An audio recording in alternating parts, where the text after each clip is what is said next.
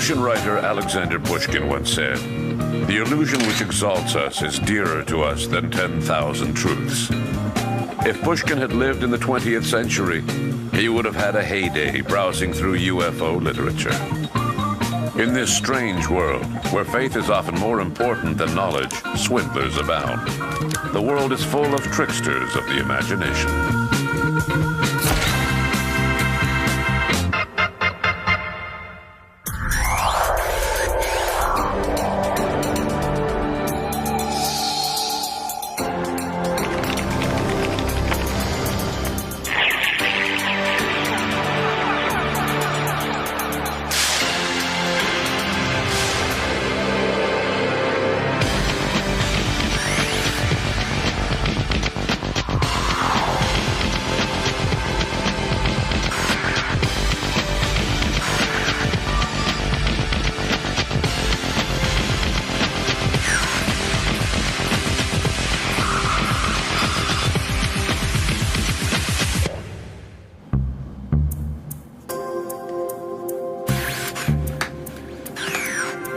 Since the early 1950s, a rumor has persisted in UFO circles that one or more flying saucers crashed in one of the largest American deserts, in Arizona, New Mexico, or Utah.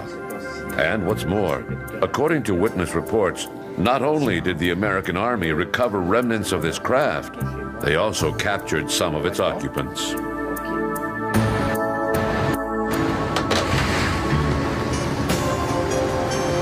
Despite the Army's silence, the mystery has lingered year after year. Should we or shouldn't we believe that aliens were captured? That is the question. The rumor grew as a result of information from various sources, such as Timothy Good, author of Beyond Top Secret.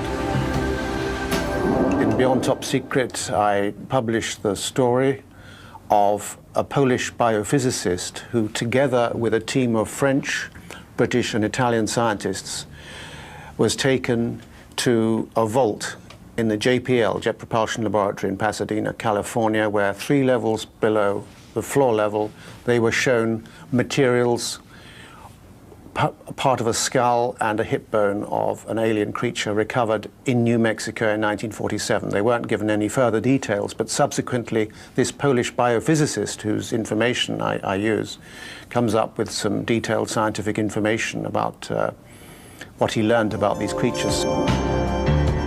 However, despite Timothy Good's opinion, these unverifiable accounts do not constitute valuable proof in the eyes of non-believers. If they can't see and touch an alien, skeptics need more convincing proof than mere empty words. In the midst of ongoing debates between believers and skeptics, something spectacular happened. In the early 1990s, Raymond Santilli, a London-based film distributor, released an archived film that hit the world like a bombshell in both UFO circles and the general public. In the sort of early 1990s, a film came to light, brought to the public by a chap called Ray Santilli, who effectively said that he had purchased canisters of film from someone in America who had shot them back in the 40s, and that what effectively they revealed was the autopsy of a captured alien at Roswell or at some similar sort of event, and you see the eyelids being removed and you see bits of the body being looked at and so on. And either, I mean, it has the merit of one thing. Either that is a genuine alien autopsy or it's a fake. There's no argument that this could be some kind of mistake, that it's something else or whatever else. It's either one or the other. As John Spencer said, the film Alien Autopsy fired up debates within the UFO community regarding authenticity of proof. Since verbal accounts of UFO sightings did not seem to be convincing enough proof, some believers decided to hark back to the old adage, a picture is worth 1,000 words.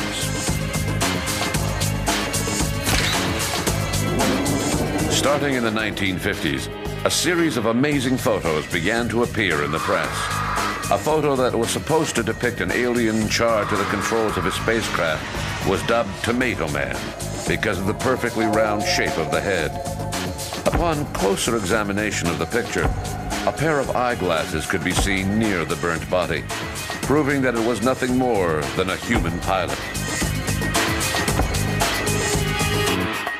In 1982, American UFO researcher Leonard Stringfield published Crash Retrievals Status Report 3, a document that dealt exclusively with alleged UFO crashes.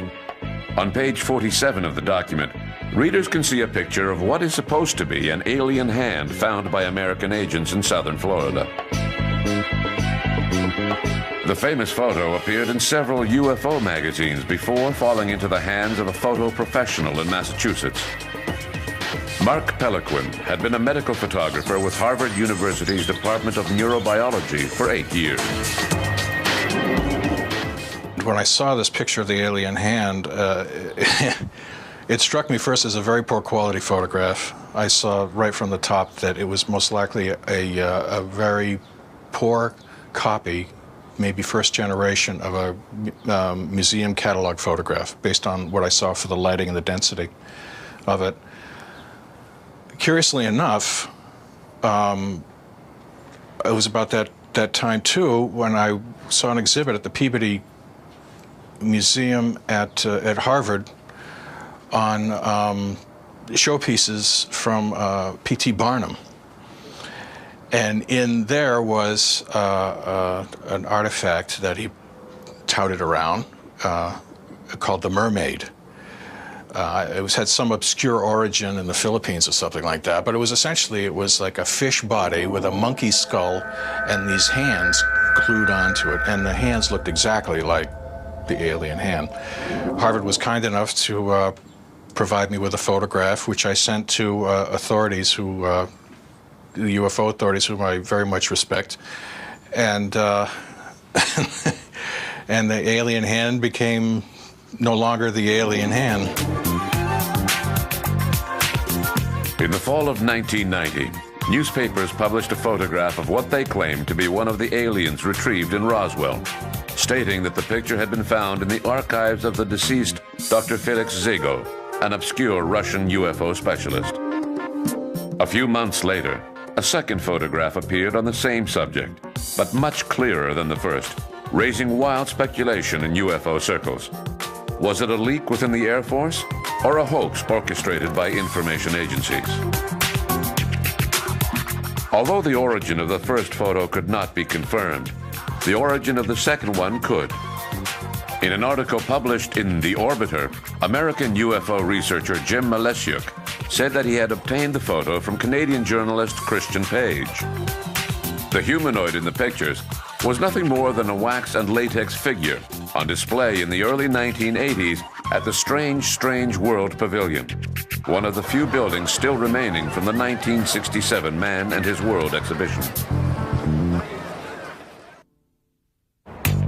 In February 1990, a few years before Raymond Santilli distributed his alien autopsy film, which had allegedly been taped by the U.S. Air Force the day after a flying saucer crashed in the Roswell Desert, American and Canadian UFO researchers began to receive a series of strange documents in the mail. The anonymous author claimed that on November 4th, 1989, a flying object of unknown origin had been forced to make an emergency landing in the swamp outside of the small town of Carp, Ontario. Once on the ground, the UFO, still intact, was fired upon by 3 helicopters sent to the scene by Canadian and U.S. Secret Services, who were working together on this matter. Next, using the nerve gas Vexon, which is not widely known, a commando unit moved in on the craft, which did not fire at them. They reached the controls of the ship, where they found the bodies of 3 reptilian creatures. Pretending to be carrying out road work near the swamp, the Army discreetly moved the UFO to a secret government facility in Canada under the cover of night.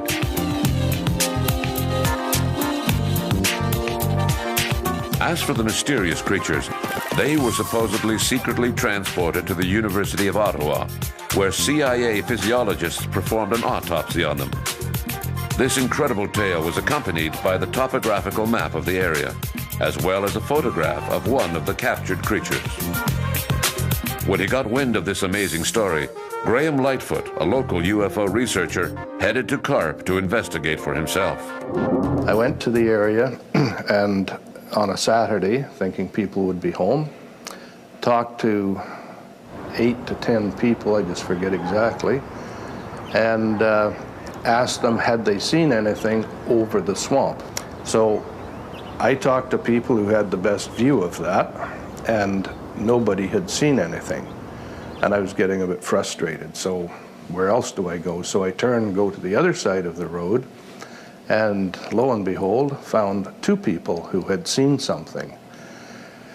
One turned out to be the Labinex, and she told me that a bright light had been seen over the swamp, as bright as arc welding or electric welding at nighttime, and it was at such and such an angle from her house.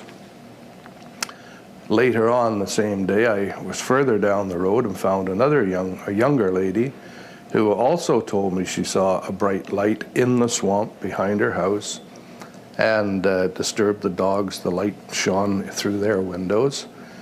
So in talking to those people, they didn't know what it was. I didn't know what it was. Interestingly, the story that was given with that report that there'd been a crash said that roads had been cut into the swamp to take out the downed UFO. And even in the winter when I first looked at that, there was no way anybody had cut a road into that swamp. And you know, I sort of said, well, that part of it isn't true. Maybe somebody saw a bright light, but they certainly hadn't cut any roads in to retrieve anything from that swamp. Just when it appeared that this matter was fading into oblivion, further correspondence sparked the interest of Carp investigators once again. A year after the first anonymous package was sent, UFO researchers received another one, in which the author identified himself under the pseudonym Guardian, and said that he was a member of the Guardians of the Secrets of the Holy Grail. Other than a new story and various interesting clues, the package also contained a videotape showing a UFO that Guardian had filmed. Graham Lightfoot tells us what was on the tape. One of the things that was sent out was a video, a VHS video. And on the label of that video was the name Guardian typewritten with a fingerprint. And that sort of indicated catch me if you can or whatever, but curious way to send something with no names. But the documents that came with that also referred to Guardian. There were various documents sent to different people. Some had a story, others had, or in addition to the story, had playing cards with little notes written on there that DND and CSIS is involved and things like that. Very curious, why would you send playing cards? It looked like a game. The only thing that made any sense was the background map happened to be the same area of Mannion's Corners that the '89 crash had been written about. The videotape that Guardian had sent starts off with flares or some sort of red light, 4 of them, burning, nighttime picture. So it's totally black background with these 4 flares or red lights. And beside it, stationary, is a large, I'll say a large object. The only way you know there's anything there is the fact that it's illuminated from underneath, and it's a very, very bright, intense light. And on top of this structure, because it's apparent something was there, was a rotating or a flashing beacon. That video was filmed by someone holding the camera on their shoulder, presumably, walking towards it. Thinking that it was a hoax, Graham Lightfoot returned to Carp, accompanied by Canadian and U.S. researchers. He later discovered that there was a reason why they were being so helpful. Bob Exler from the United States had been contacted, and he contacted MUFON Ontario, and we all met in Carleton Place, and then I led them out to the site. And we There was about 12 or 14 of us that day. And my thought was that we would knock on doors to see if anybody would split up the area and knock on doors to see if anybody had seen anything back on August the 18th of the previous year. We didn't knock on any doors, which I thought was a bit odd, but anyway, we did walk around the area. A lot of the chaps were getting hot and tired, mosquito bites and all that sort of thing. And they decided we'd all go for supper to Carp, to a pub in Carp. Bob Exler and his son Dan said no, they were going to find the crash site and they were going to stick at it. Well, within half an hour, they showed up at the pub too. And oh, we found the site. So the rest of the chaps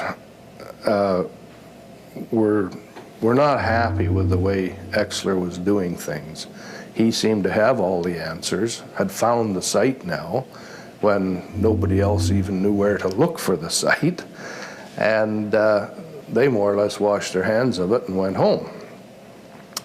On the other hand, I only live an hour away from that location, and I was curious enough to decide, well, I'm going to stick with it and see what's going on, see if we can find an answer.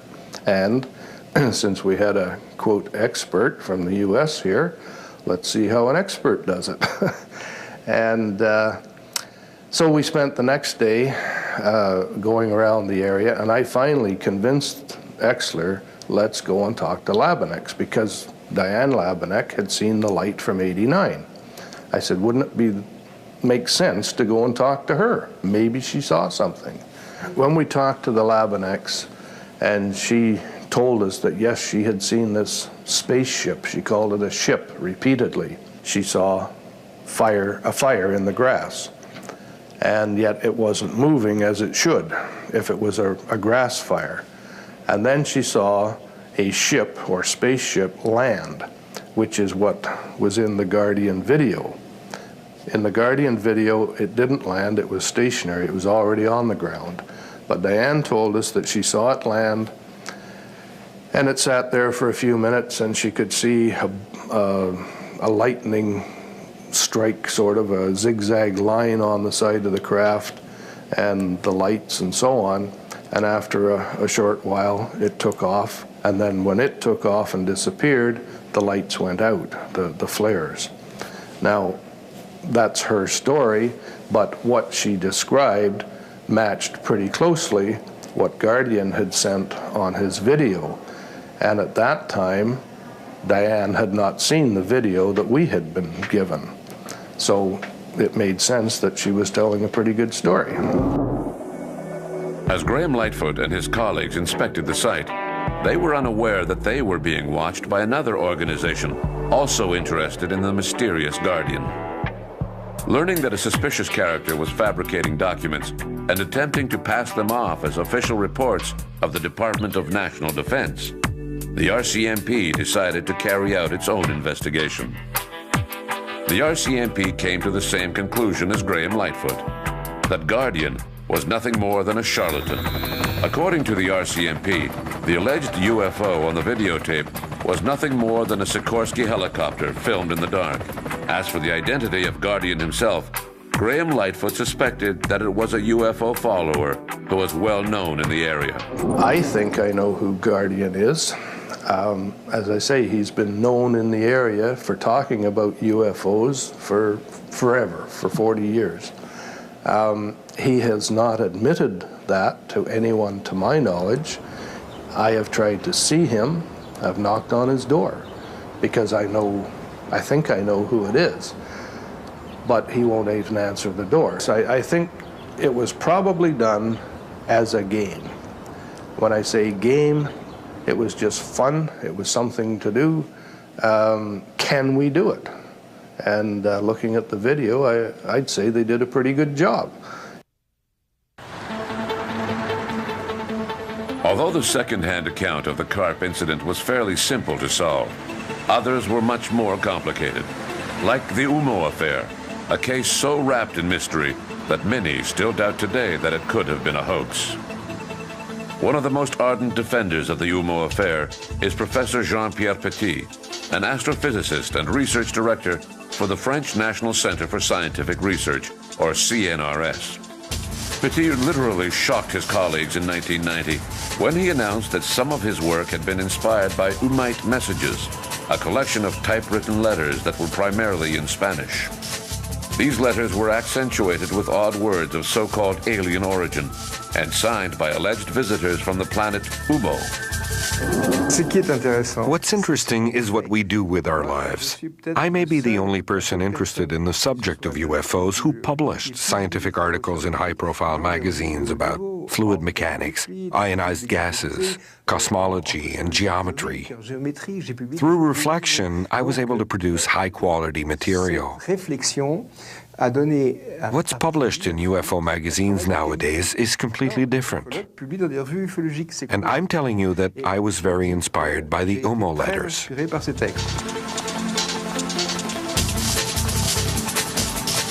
Jean Paullion, a computer scientist who is also interested in the UMO documents, agreed that they contained information of alien origin. In studying the Umite letters and the glossary of alien terms used in the documents, Jean Paullion concluded that they could not be a hoax. In his book, UMO, True Extraterrestrials, Paullion explains how he came to this conclusion. When I began working with these letters, I didn't know the theories surrounding them. All I had to go on was the information transcribed by Jean-Pierre Petit, and I wanted to find out more for myself, so I dug into the original source documents. These letters are difficult to read, and important information is never stated directly. It's only found by cross-referencing several of the documents. That means you need to spend a lot of time working with the documents, going through each one carefully and comparing them to each other. These documents were disturbing to everyone, from UFO groups to the French National Space Research Center. No one wanted to admit that they supported this material, and that surprised me. Why was it so disturbing? Because people don't like to be led down unknown paths. Umite material was not designed for scientists or UFO researchers. It's targeted towards highly intellectual people. I have friends who are mathematicians, and when they glanced at the material, they found it interesting and highly intellectual. Just look at the work done by Paullion, which was not done for amateurs. It was very highbrow. It required thousands of hours of work, so you can't make a judgment on his work based on a cursory glance of it, especially if you don't have the required qualifications. To fully understand the scope and complexity of the UMO mystery, we need to go back to where it all began, in Madrid, Spain in the mid-1960s. The key figure involved was Fernando Sesma, a Spaniard who claimed to have been in contact with extraterrestrials from Venus and Mars since the 1950s, as well as other inhabitants of the solar system. Then, along came the Umites. In actual fact, Sesma's group, the Happy Whale Club, existed long before the UMO mystery began. Sesma was interested in extraterrestrials and other esoteric subjects. A group of people would come to listen to him tell stories in the basement of a coffee shop in Madrid, where there was a huge smiling whale painted on the wall. Sesma was contacted by telephone on January 14, 1966. He then began receiving letters confirming the existence of UMO and letting him know that the next Umite craft would be landing in Aluche on February 6th, 3 weeks after the first mail delivery.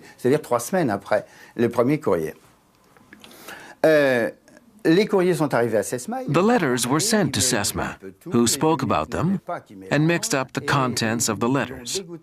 Supposedly, the Umites did not appreciate him mixing things up, so they intentionally began adding technical information to make him lose interest. Sesma was a dreamer, not a scientist. So a lot of the technical information was over his head. Once the letters began to be filled with equations, Sesma started to lose interest, but people were still coming to hear about them, like engineer Enrique Villagrasa and Dr. Aguirre. These gentlemen and others began to receive the letters directly, and gradually they formed their own group, the famous Madrid Group. They disassociated themselves from the Happy Whale Club, which continued to show interest in esoteric matters such as planets where butterflies laid eggs that hatched baby ducks. That's the sort of thing that Sesma cared about. After 2 to 3 years, they were no longer interested in UMO at all. In exchange for a modest sum, Sesma turned over all of his UMO documents to Farriols. The Umite mail packages, which bore an emblem resembling a letter of the Cyrillic alphabet, explained that they had been living on Earth since the 1950s. They were part of a scouting mission sent to Earth from a planet in the Virgo cluster, and the contents of the letters were designed to help advance humanity. The first Umite packages were received by Fernando Sesma in 1966. He received several dozen letters each year for many years. Over time, the Umites found other human contacts. Spanish, French, British, and even American representatives began receiving these odd packages.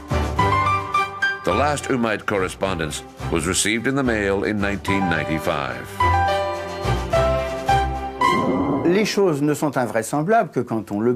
Something is real until it's proven otherwise. These letters exist. I'm in the process of proving that they cannot stem from a human hoax because of all the ramifications that would involve. The contents of the letters themselves also prove it. I'm telling you that they are alien in origin because I have found strong proof within them to support that claim. They contain 1,345 words and more than 400 expressions, more or less coherent, that correspond to a language system having a base of 18 elements. That's quite something. It's real. And these Umite reports contain scientific information that we have started to study on the internet. When I say we, I mean a study group that was created to review my work. This group now has more than 100 members throughout the world, primarily university students. Martin Castello co-authored The Star Conspiracy, an investigation into the UMO affair. She was surprised to find that this odd story seemed to circulate under a cloak of secrecy, even among university students. I was a science journalist working for Figaro, and I was in charge of the science page. I had to prepare an article on a scientist named Jean-Pierre Luminet, who had written about black holes. So I went to Meudon to see him. Since he was a longtime friend of mine, once the interview was over, I asked him jokingly, "Jean-Pierre, have you ever heard of UMO?" He grabbed me, and then he led me into the hallway and said, "Be careful where you talk about that." Yes, of course, I studied the letters when I was younger along with several other scientists. I examined the letters carefully and I pondered over the equations. I couldn't believe what he was telling me. The next week, I had to give another interview for Figaro. I went to Oxford, or maybe it was Cambridge, I don't recall, to see Stephen Hawking, who had just released a new book. Stephen Hawking is a physicist restricted to a wheelchair due to Lou Gehrig's disease. At the end of the interview, I asked him the same question, "Have you ever heard of UMO?" With one finger, he typed the word "yes" on the computer. I couldn't believe it, so I asked him if he could tell me more about it. He adamantly replied "no" and wheeled away. The interview was over. Although some researchers are incredibly enthusiastic about UMO, others see it as nothing more than a very clever hoax. It's true that the whole thing has some suspicious elements, such as a series of photographs of an Umite craft. In 1967, the Umites announced in a mail package that one of their ships would be arriving soon. Then, on June 1st, 1967, an airship flew over the San Jose de Valderas area of Madrid. By the strangest of coincidences, a couple of photographers just happened to be at that location and took several pictures of the object. Interestingly, once the pictures were published in a major Madrid newspaper, the two photographers vanished into thin air, as if they had never existed. Jean-Jacques Velasco, director of France's UFO research group CEPRA, recalls that an investigation was carried out by his predecessor. Oui, je sais que cette affaire ressurgit. Yes, this matter pops up now and then. We hear about it in the media. It's quite simple, really.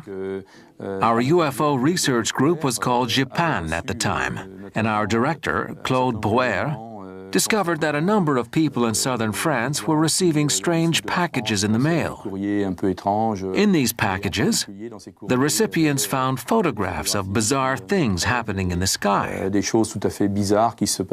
Claude Brouwer had one of the pictures analyzed, and it was shown that the photograph was nothing more than a model suspended from a nylon thread. An independent investigation led by Ground Saucer Watch, an organization specializing in photo analysis, confirmed Brouwer's conclusions. By digitizing one of the photos taken in San Jose de Valderas, the experts had no trouble detecting the thread suspending the alleged UFO. Another controversial element was the quality of the information provided by the Umites. According to Jean-Pierre Petit, the extraordinary things mentioned in the letters proved their alien origin. But was the information truly ahead of its time, as he claims? For example, Professor Petit said that the first packages from the Umites, dating back to 1962, contained references to parallel universes, which most physicists believe are composed of antimatter. Professor Petit claimed that no one on Earth could have imagined such a concept back in 1962. He used the same argument for magnetic hydrodynamics, or MHD, a principle of propulsion that consists of moving an object within a dense atmosphere by wrapping it in a sort of magnetic cocoon. Petit said that when the Umite reports mentioned MHD, it was a highly revolutionary principle for its time. Jean-Pierre Petit's main problem is a question of dates. The first Umite letters did not date back to 1962, but rather 1966. As for the scientific information, it didn't start appearing in the Umite reports until the late 1960s. Human discussions of parallel universes date back to 1967, when the idea was first proposed by Russian physicist Andrei Sakharov. Same thing for MHD. In 1966, as the UMO affair was just beginning, an American team was carrying out successful testing of a submarine powered by magnetic energy. In other words, contrary to what Jean-Pierre Petit claims, there was nothing revolutionary and probably nothing alien about the Umite reports. The scientific information that Jean-Pierre Petit found in the Umite reports is undeniable and indisputable. It's there. He may have been a bit off with his dates, but what counts is the details of the information that he found. It's a fact that MHD was discussed in the Umite documents. It was just not discussed in the same terms as those interpreted by Jean-Pierre Petit. In my opinion, it was not being discussed as a means of propulsion, but rather as a source of energy. The Umite letters are like a key capable of accessing the reader's intuition. They contain a lot of hidden information, and it took an imaginative mind like Jean-Pierre Petit's to find the building blocks of the ideas being expressed. Researchers everywhere did the same thing. I don't think the Umites gave any explicit explanations, and I feel that Jean-Pierre Petit underestimated the importance of his work. He was able to find 2 or 3 concepts in the reports due to his imagination and scientific intellect. What he accomplished was not easy, and it was a lot of hard work. The Umite letters stimulated his imagination. Everything that he came out with was not stated explicitly in the Umite reports. They only gave pointers. The question remains, who wrote the Umite reports? If it's true that they were nothing more than a hoax, then it is generally agreed that they must have been produced by a well-managed organization. But who and why? In 1993, one of the key players in the UMO affair, José Luis Jordan Peña, admitted to having written the Umite letters. As an engineer, Peña had the knowledge required to have written these reports. But did he work alone, or did he have accomplices? Peña's confessions did not convince everyone, and especially not Professor Petit. Peña's confession came at a time when I'd just received a package in the mail from Saudi Arabia, signed by the Umites, proposing that we meet. Who knows if it would have come about or not, but it was aborted due to an error made by Fariols. That was when Peña began acting odd, saying all sorts of things, like the fact that he had written the Umite documents. I was at Rafael Fariol's house when he and Peña discussed the matter. They had known each other for about 20 years, and by announcing that he had written the documents, Peña had made Fariols look like a fool. So Fariols was very upset. You know how Spaniards can get when they're angry. That's when I heard Peña say to Fariols, "Don't be mad, Rafael. The Umites were the ones who told me to do it." Who are we to believe? Aliens flying on a craft suspended from a nylon thread, who order their agents to lie on their behalf to preserve their anonymity? Or Jose Luis Jordan Peña, a man tired of the 25-year cat-and-mouse game he'd been playing with UFO researchers who had been desperately trying to determine his identity. Will we ever learn all of the details surrounding the UMO affair? It may linger on as nothing more than a dream until we get some definite answers, but we never will. The UMO affair is one of life's mysteries, like the quest for the Holy Grail. In the mid-1990s, Raymond Santilli, a London-based film distributor, publicly announced that he had just laid his hands on a film showing an alien autopsy. According to Santilli, the film had been taped by a former U.S. Air Force cameraman who had turned over the 16mm reels. In 1947, this cameraman had supposedly been ordered to tape the autopsy of an alien found in the desert near Roswell, New Mexico. The day after the autopsy, the cameraman developed the film, which was never turned over to the Air Force for some odd reason. Fascinated by such a spectacular subject, TV networks around the world were excited by this rare find. At first, the film seemed to be authentic. Even Eric Gosselin, a special effects technician, was taken in by the film. The first time that I saw Ray Santilli's alien autopsy, I spent several days thinking that it might be real. Because there weren't really any clues that jumped out to say that it was a fake. I didn't notice any electrical wires hanging from the alien's arms, and I didn't see any marks indicating that it was a mannequin.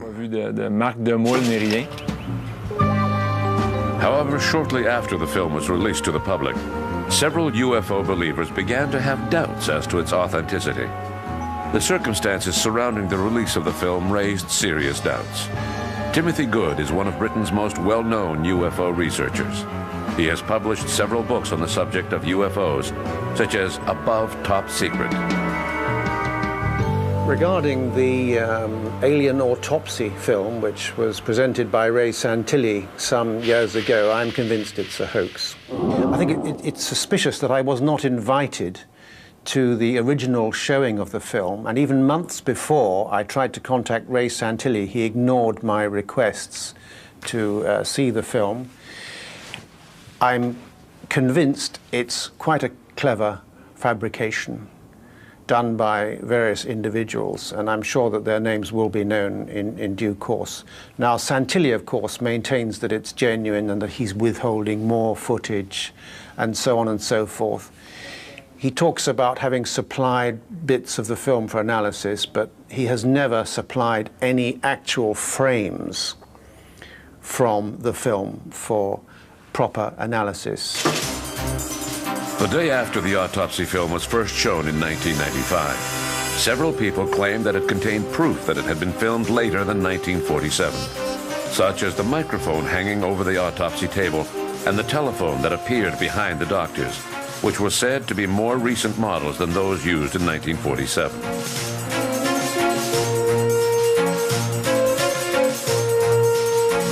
However, when we organized a private viewing at Bell Canada, technicians confirmed that the telephone was a 352, a commercial model used as early as 1941.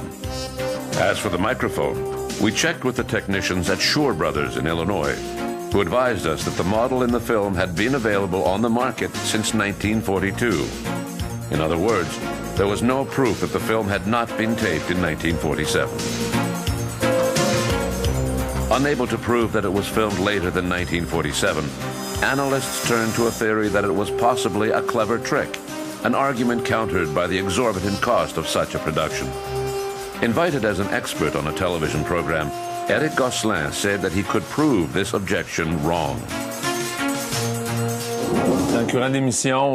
On the TV show, I was challenged to recreate the autopsy film, and I accepted the challenge.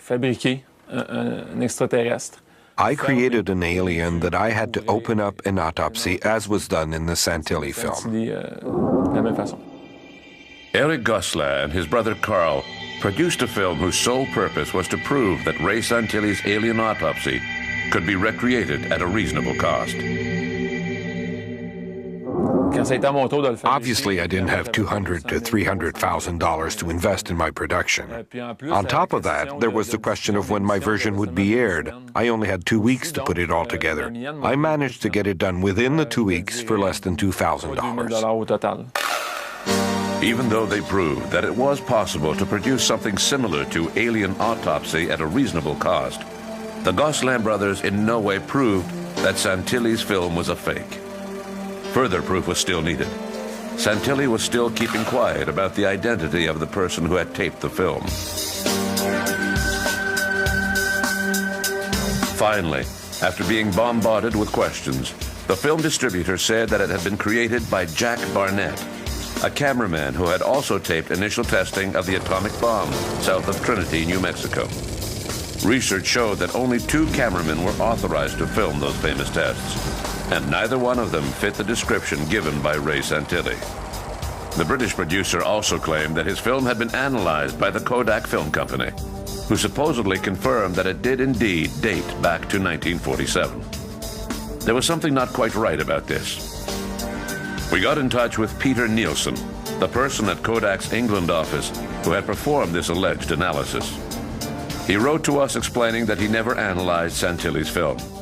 However, he did admit to having studied a piece of film submitted by the British producer. It was a blank piece of celluloid used to hold the film on its reel. Based on the specific code appearing on this celluloid, Nielsen wrote that it was possible that it had been removed from a film dating back to 1947. He also cautioned that since it was void of any image, there was no way of proving that it had come from the autopsy film. Santilli distributes old American movies and could have easily taken this celluloid from any production dating back to 1947. No one has ever seen the actual film that the autopsy was taped on. Santilli generally shows the film on magnetic media, with the pretext that the original reels are safely locked in a vault. He is, however, more than happy to show people the metal cases in which he keeps the reels. One of them has a suspicious-looking label. Other than a few mundane markings, the label bears the official stamp of the American Department of Defense. This raises 2 points. Firstly, if the film was never turned over to the Air Force in the first place, then why does it bear their stamp? Secondly, upon checking with the National Archives office in Washington, D.C., it was discovered that this stamp was not made official by the U.S. President until October 1947, at least 4 months after the autopsy film was taped. A flaw in the film date had finally been found. John Spencer has written many books on UFOs, including an encyclopedia. For many years, he also headed the British UFO Research Association, or BUFORA, the largest UFO group in Great Britain. Now, I have to say that there is so much evidence that it's a fake that that's where my feeling is. The way in which it came to light, the way in which the whole film is shot, it has a certain theatricalness about it. And when we compare it to actual autopsies done at the time and so on, actually it's not that good. It's not the way it would be done and so on. So there's an awful lot wrong with that film. The question that, of course, is paramount, I suppose, is was Ray Santilli the person who faked it, or was he a victim of the hoaxer himself? And on that question, I think the jury's out. In the police world, it is well known that to find a culprit, you need to know who is profiting from the crime. To date, it is estimated that Raymond Santilli has made about $7 million on his autopsy film. P.T. Barnum is credited with saying, "A fool is born every minute." If P.T. Barnum was alive today, The showman would certainly be amused to see that one of his exhibits was passed off as an alien hand, that television networks paid several $1,000s to show the autopsy of a rubber mannequin, and that scientists are poring over letters of questionable alien origin in the hopes of finding revolutionary new ideas. If P.T. Barnum was alive today, he would no doubt be working in the field of UFOs.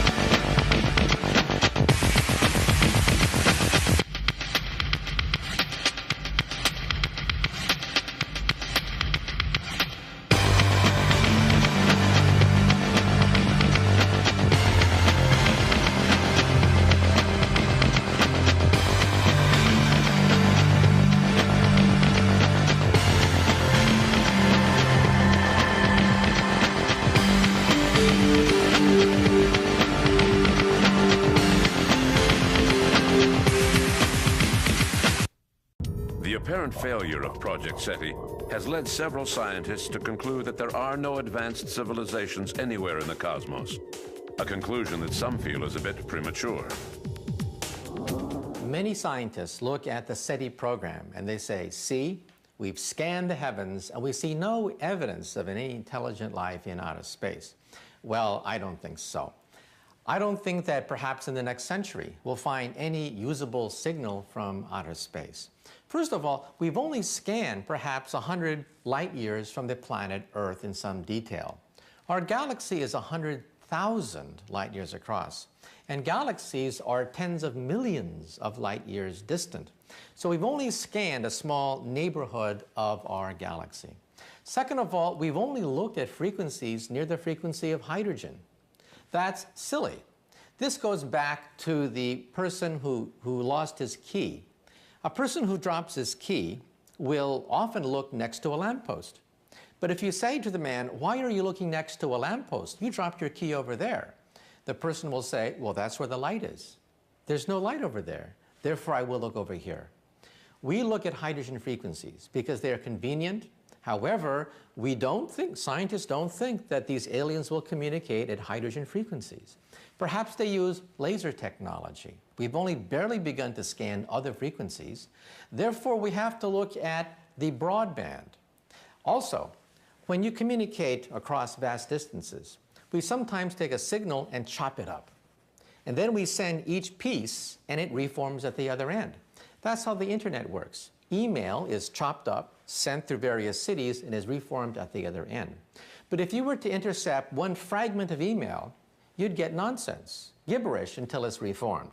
Therefore, in outer space, they probably send signals not on one frequency, but perhaps on the entire spectrum, so that a passing star will not interrupt the entire signal. Then at the other end, they reassemble the signal. If you were to listen in on their signal, you would hear gibberish, nonsense.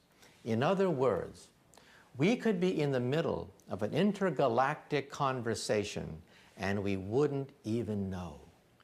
Our technology is so primitive, we look on simply one frequency. Any advanced civilization will send messages across all frequencies in order to compensate for passing stars, passing stellar explosion, and static and interference. That's real science. However, scientists sometimes judge alien technology on the basis of what we can do, not on the basis of what a Type 3 civilization, millions of years more advanced than ours, can do. A lot of UFO followers find scientists' attitudes to be somewhat of a paradox. On one hand, efforts are being made to listen to space in the hopes of picking up an alien signal.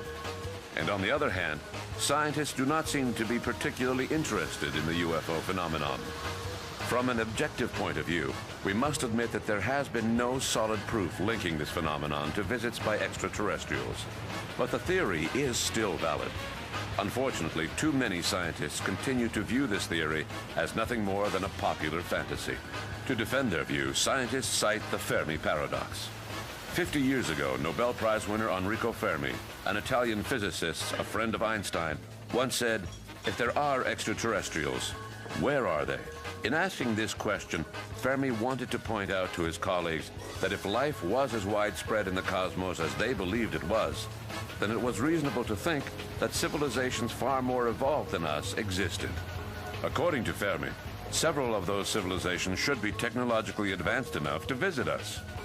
By Fermi's logic, given the fact that extraterrestrials have not yet landed on our planet, it must mean that they don't exist. This rather radical statement became known in scientific circles as Fermi's paradox. From there, it was only a quick leap to say that people who believed they had met extraterrestrials were delusional.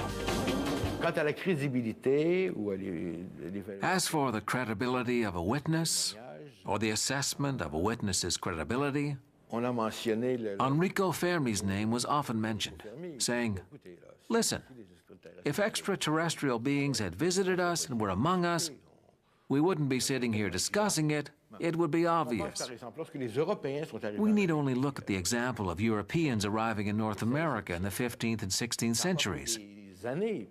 It didn't take years for news to spread to the West Coast that ships had arrived in the Gulf of St. Lawrence. It would be the same thing in modern times. If extraterrestrial beings were visiting Earth, which is highly unlikely, then they would be on television. They're not that shy. The problem with Fermi's paradox is that it considers alien visits in terms of our expectations and not reality. Extraterrestrials may already be among us, unbeknownst to us. There is the famous Fermi paradox. That is, if there are extraterrestrial beings out there, then where are they? Well, take a look at this. Let's say we have an anthill in the middle of a forest. And right next to the anthill, they're building a 10-lane superhighway. And the question is, would the ants be able to communicate or understand what a 10-lane superhighway is? Would the ants be able to understand the technology, the intentions of beings building a 10-lane superhighway right next to the ants? Let's say, however, you go down to the ants and you say to the ants, "I bring you trinkets. I bring you beads. I bring you knowledge. I bring you nuclear energy. I bring you DNA technology. I bring you utopia. Take me to your leader." Is that what you say when you bump into ants? No. Most people simply step on a few of them. Now, if we are really a type 0 civilization, and beings of a type 3 civilization can soar across hyperspace, they are perhaps millions of years more advanced than us. The distance between us and ants would be the same comparable distance between type 3 and a type 0 civilization. In other words, we are so arrogant, we're so conceited that we say they must visit us. We're so important that they're going to interrupt all their business just to come to us and give us a little bit of super technology. I don't think so. Again, ants looking at a 10-lane superhighway, they would first of all not even know what a highway is. They would not be able to detect the presence of the highway, understand their communications, and even if they did, would the ants say, "Why don't they visit us? Why don't they come and bring us this fantastic technology of ours?" I don't think so.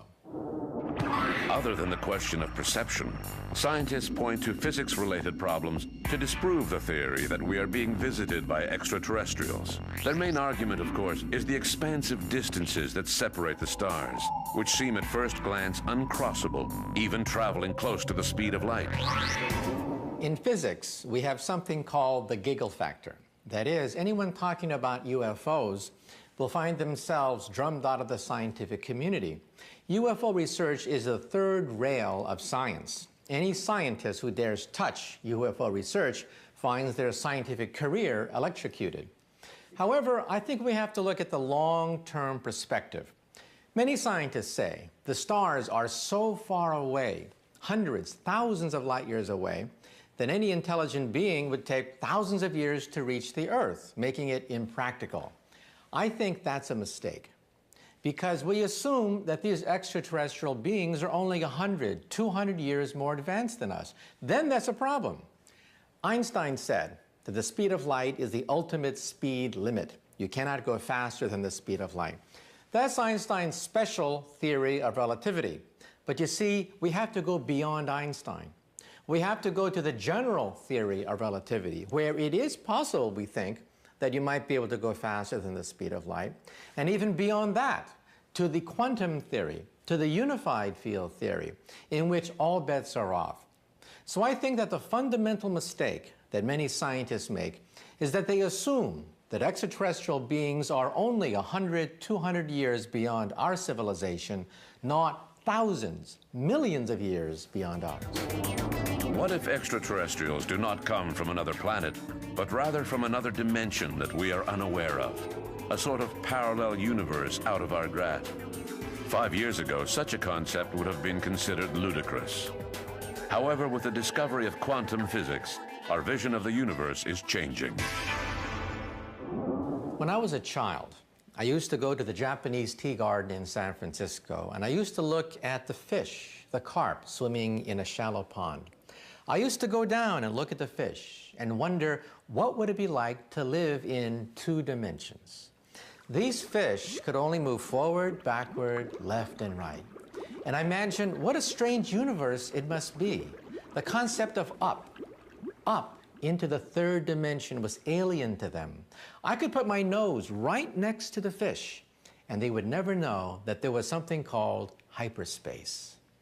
Today, many physicists believe that we are the fish. We move forward, backward, left, right, up, down. And we say that's all there is. What you see is what there is. However, we now believe that there is a theory of everything that will allow us to, quote, read the mind of God, as Albert Einstein would fondly say. We think that there is a higher theory called M theory that exists in 11 dimensions where we have strings and membranes that pulsate. And we now believe that our universe is nothing but a tiny bubble, a bubble floating in a much larger hyperspace. In other words, cosmologists don't really believe in a universe anymore.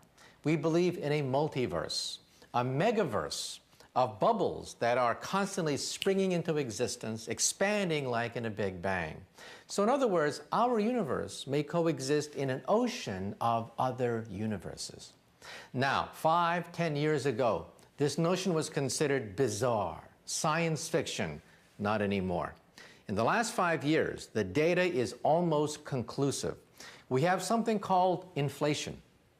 The fact that the universe expanded in many stages, one an extremely rapid stage of expansion.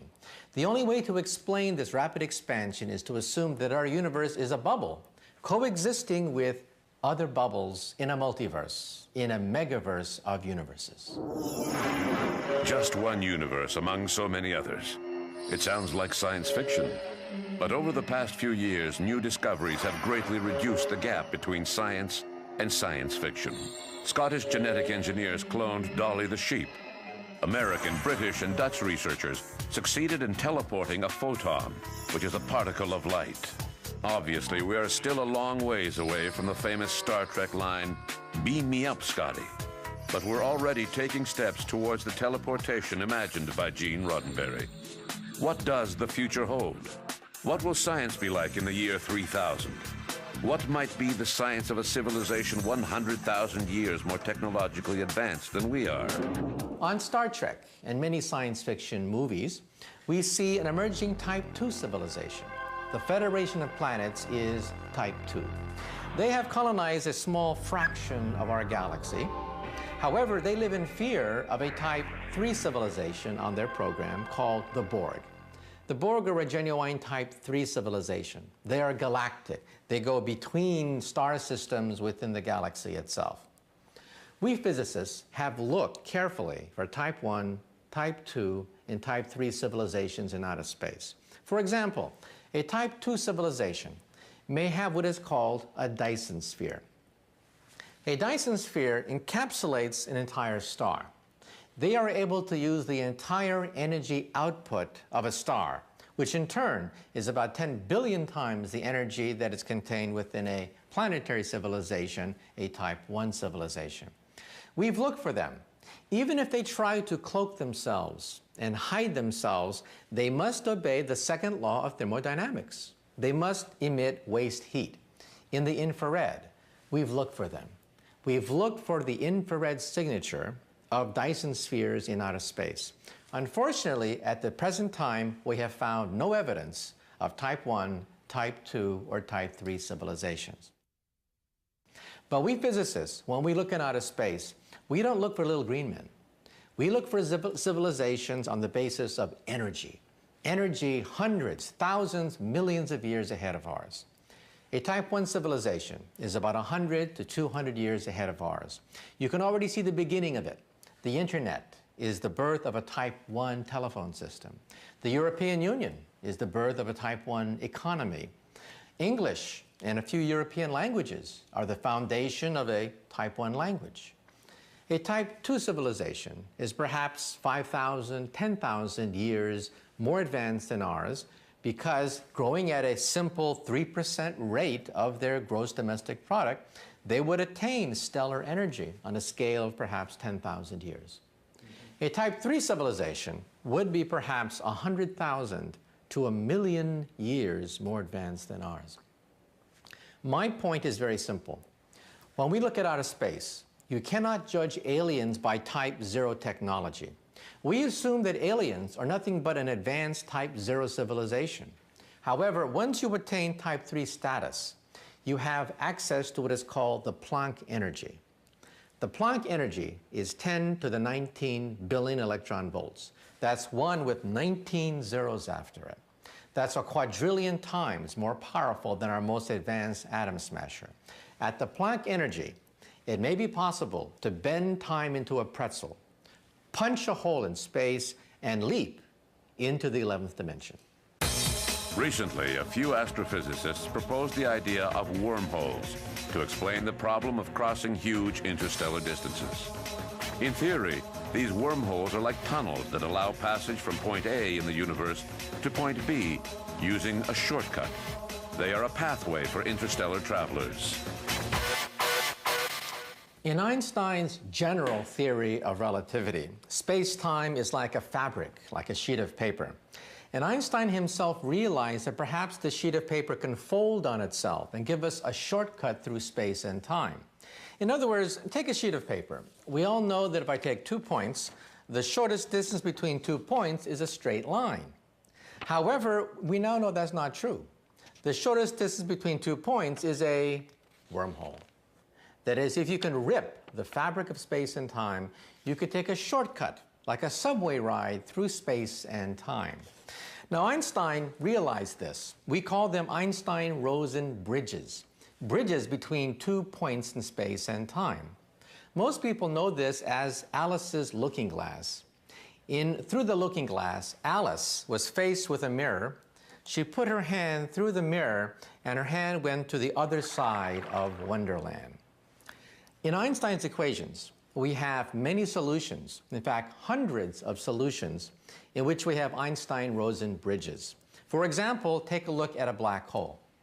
If I have a spinning black hole, the black hole does not collapse to a dot. It collapses to a ring of neutrons.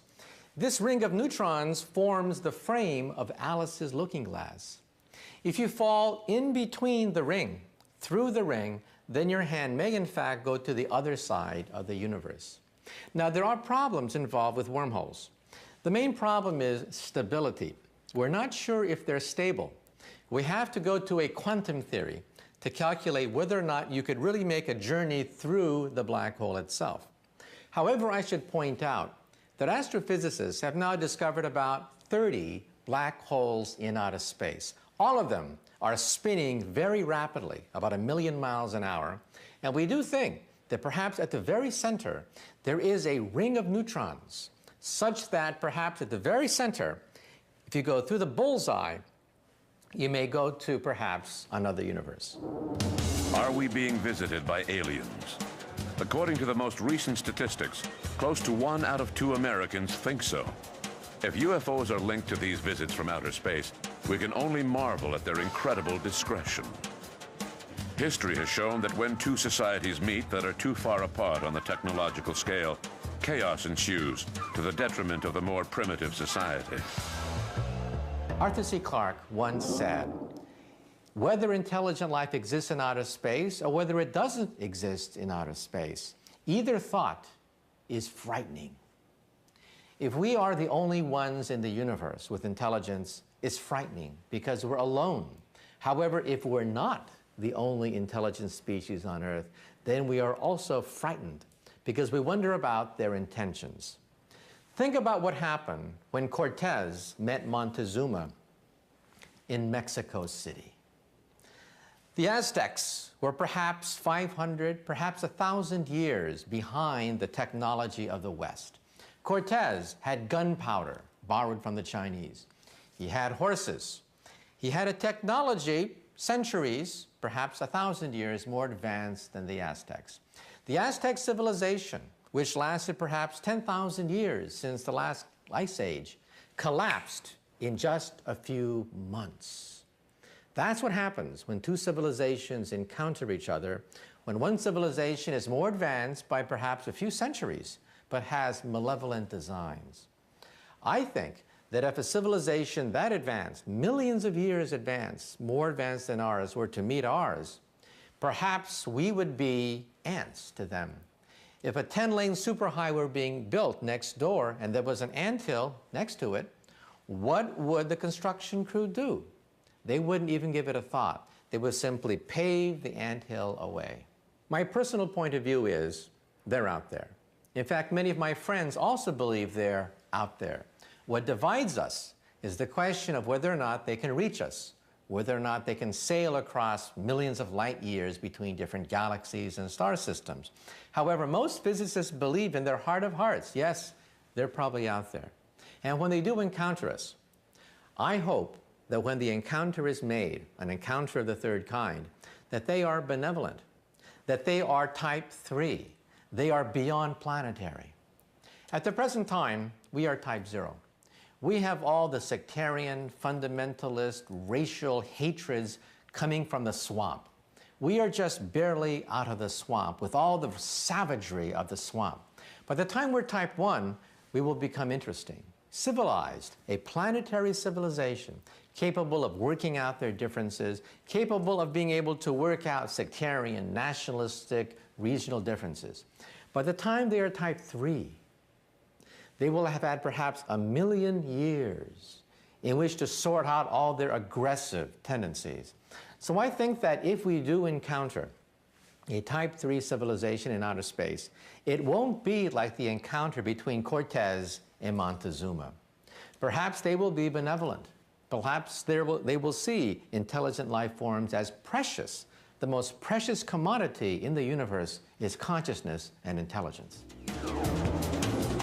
If extraterrestrial beings are visiting us, what do they want? What interest could they possibly have in a civilization as primitive as ours? Nowadays, quantum physics is showing us a universe that is much more complex and dynamic than we thought. We no longer speak of a single universe, but rather multiple universes. The speed of light is no longer an absolute value. It is a simple variable in an equation that is constantly changing. Scientists who have been discrediting UFO reports under the pretext that alien visits are nothing more than a dream must now re-examine their arguments. While the data gathered to date on UFOs does not conclusively support the theory of extraterrestrial visits more than any other theory, science has not managed to exclude this possibility either. We're aware that interstellar visits would require tools and means far beyond any technology that we have here on Earth. we would have to examine quantum physics, reformulate the theory of general relativity, and consider the possibility of traveling faster than the speed of light. All of that is reasonable. I'm certainly not going to sit here and tell you that science has gone as far as it can go, that in 100 years or 1,000 years we won't know much more than we do now. So it's just a question of means. I think that if a civilization continues to survive and to develop over a long period of time, it will eventually discover the means of interstellar travel. The question is, do many civilizations exist? And do they have enough wisdom to continue to survive long enough to reach this point? Earth has already launched 2 Voyager probes, which are now outside of our solar system. And over the next tens of thousands of years, they'll be reaching stars other than our sun. We're capable of sending out a small plaque with a drawing of a man and woman on it saying, "Hi, we're here." Will it end up in the right place? It's doubtful. There's a very small probability of it happening. We're still not ready to build crafts capable of carrying an entire ecosystem on board for interstellar travel. Trips such as those would require extreme speeds, which we're thousands of years away from achieving. The ship would need to have an entire ecosystem, including agriculture. It would be a bit like putting Montreal Island into orbit, with its entire population, which would continue to reproduce. We're not there yet, but we might be someday. If we're still a viable civilization in 10,000 years, in human and technological terms, then why not? A few months later, a second photograph appeared on the same subject, but much clearer than the first, raising wild speculation in UFO circles. Was it a leak within the Air Force, or a hoax orchestrated by information agencies? Although the origin of the first photo could not be confirmed, the origin of the second one could. In an article published in The Orbiter, American UFO researcher Jim Malesiuk said that he had obtained the photo from Canadian journalist Christian Page. The humanoid in the pictures was nothing more than a wax and latex figure on display in the early 1980s at the Strange World Pavilion, one of the few buildings still remaining from the 1967 Man and His World exhibition. In February 1990, a few years before Raymond Santilli distributed his alien autopsy film, which had allegedly been taped by the U.S. Air Force the day after a flying saucer crashed in the Roswell Desert, American and Canadian UFO researchers began to receive a series of strange documents in the mail. The anonymous author claimed that on November 4th, 1989, a flying object of unknown origin had been forced to make an emergency landing in the swamp outside of the small town of Carp, Ontario. Once on the ground, the UFO, still intact, was fired upon by 3 helicopters sent to the scene by Canadian and U.S. Secret Services, who were working together on this matter. Next, using the nerve gas Vexon, which is not widely known, a commando unit moved in on the craft, which did not fire at them. They reached the controls of the ship, where they found the bodies of 3 reptilian creatures. Pretending to be carrying out road work near the swamp, the Army discreetly moved the UFO to a secret government facility in Canada under the cover of night.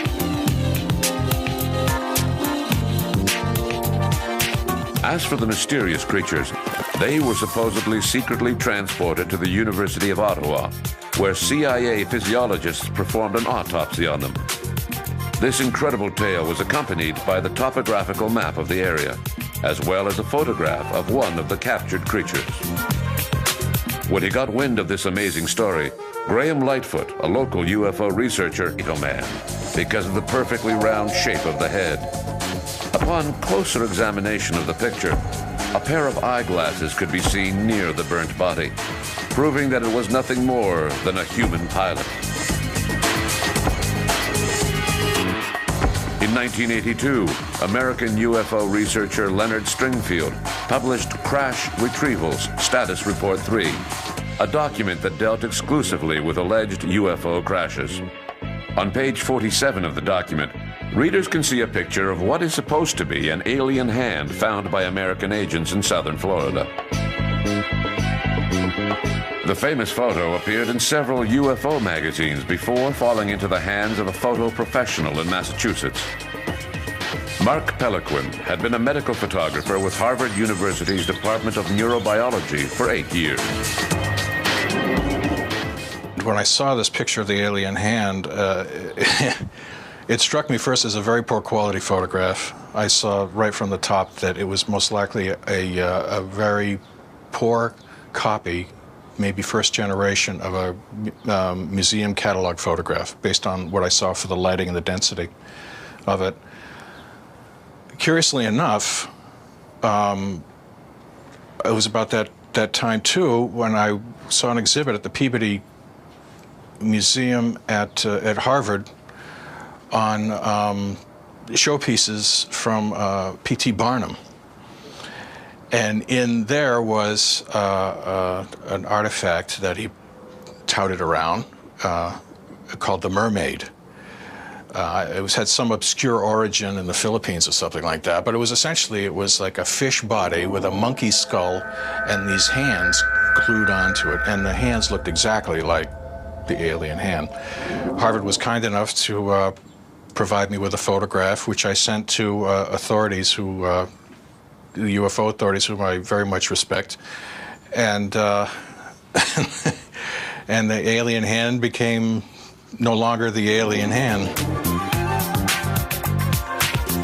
In the fall of 1990, newspapers published a photograph of what they claimed to be one of the aliens retrieved in Roswell, stating that the picture had been found in the archives of the deceased Dr. Felix Zago, an obscure Russian UFO specialist.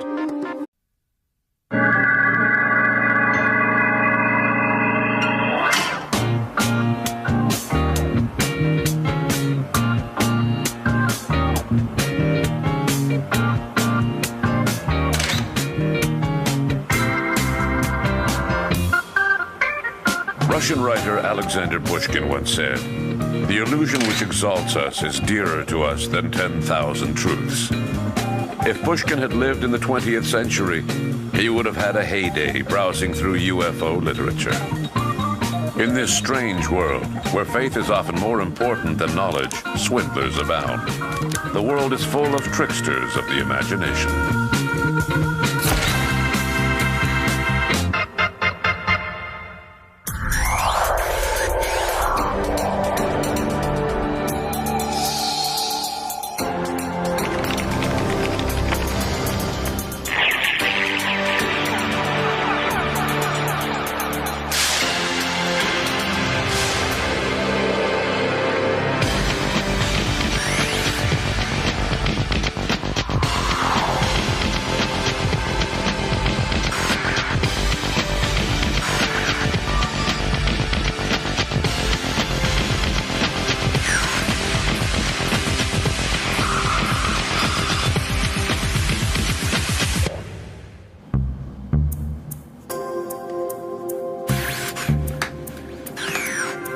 Since the early 1950s, a rumor has persisted in UFO circles that one or more flying saucers crashed in one of the largest American deserts, in Arizona, New Mexico, or Utah.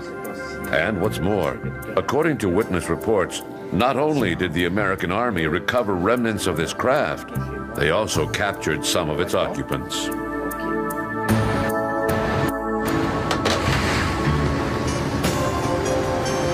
Despite the Army's silence, the mystery has lingered year after year. Should we or shouldn't we believe that aliens were captured? That is the question. The rumor grew as a result of information from various sources, such as Timothy Good, author of Beyond Top Secret. In Beyond Top Secret, I published the story of a Polish biophysicist who, together with a team, headed to Karp to investigate for himself. I went to the area and on a Saturday, thinking people would be home, talked to 8 to 10 people, I just forget exactly, and asked them had they seen anything over the swamp. So I talked to people who had the best view of that, and nobody had seen anything. And I was getting a bit frustrated, so where else do I go? So I turn and go to the other side of the road, and lo and behold, found two people who had seen something. One turned out to be the Labinex, and she told me that a bright light had been seen over the swamp, as bright as arc welding or electric welding at nighttime, and it was at such and such an angle from her house. Later on the same day, I was further down the road and found a younger lady who also told me she saw a bright light in the swamp behind her house, and disturbed the dogs. The light shone through their windows. So in talking to those people, they didn't know what it was. I didn't know what it was.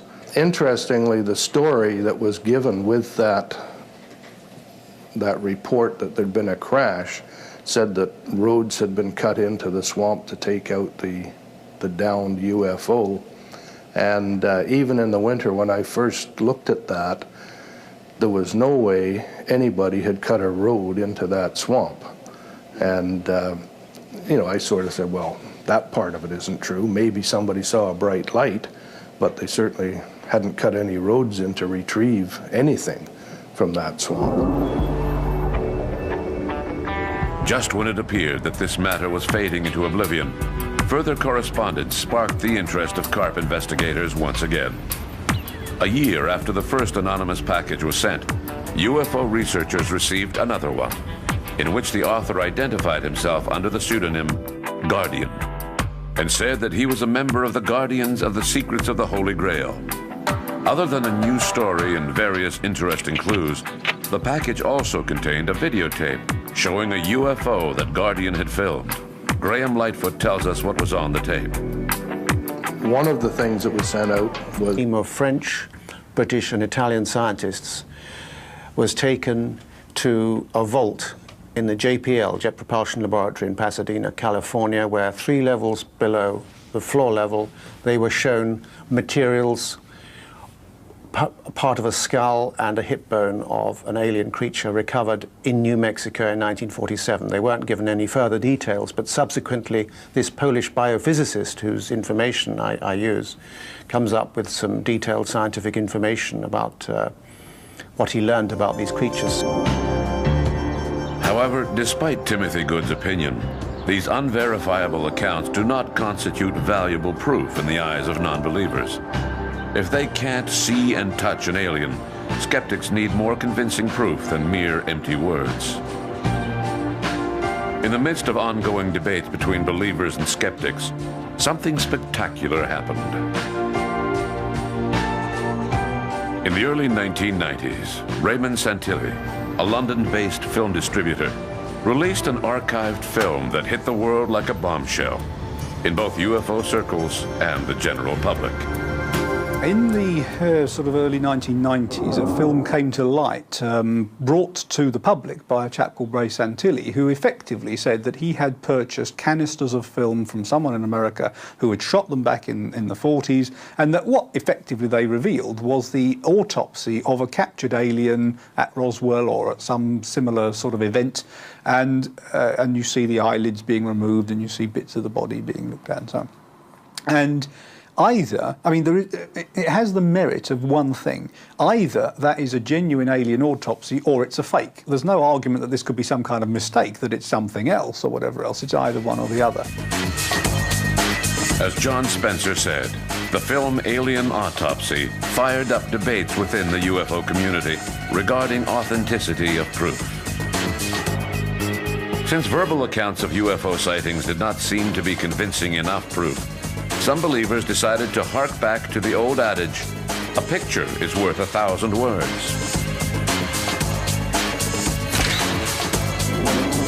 Starting in the 1950s, a series of amazing photos began to appear in the press. A photo that was supposed to depict an alien charged to the controls of his spacecraft was dubbed to me